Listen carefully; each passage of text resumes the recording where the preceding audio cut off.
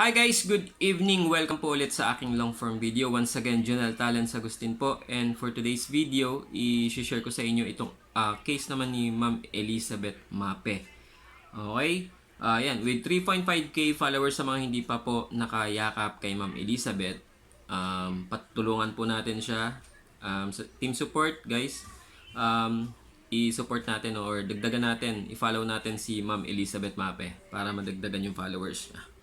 Okay, so nag-chat sa atin and August 15, 9:42 PM. Sir, pwede humingi ng pabor sa iyo at magtanong ano problema sa account ko. Ayan, so pinakita niya sa atin yung profile recommendation. Ayan, so not recommendable. Okay, bigla kasi may natanggap ako sa notif ko na ganito, sir, patulong naman ako. Ayan, so chinek natin yung ano niya, yung account, no? So, may nabanggit siya sa atin na tingin ko ito yung reason bakit siya not recommendable. Okay?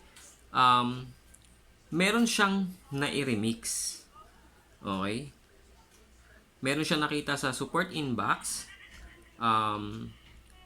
Nagkaroon ng violation yung ni-remix niya.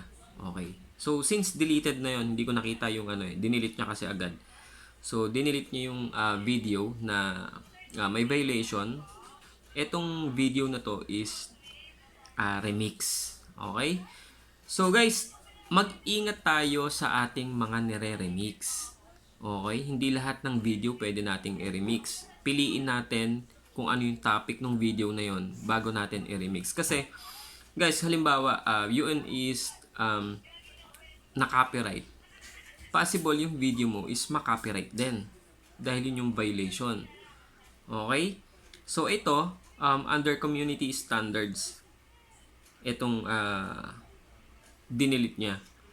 So guys, pag ganito, yung topic, okay, sensitive yung topic nito or baka may mga nasabi siya against community standards, itong video na ni-remix ni Ma'am Elizabeth.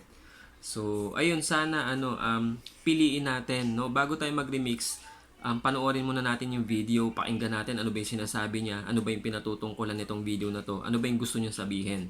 So, yan dapat, no? Bago tayo mag-remix ng isang video. So, dapat sure tayo na hindi yun magkakaroon ng violation. So, since, ayan nga, nagkaroon ng violation yung ni-remix niya, then, maganda rito, binura niya agad, no? Pero yung profile recommendation niya, kailan ba to? August 31, no? So, August 15, nung chinek natin yung account niya, not recommendable na. So, August 31, ito yung chat niya sa atin.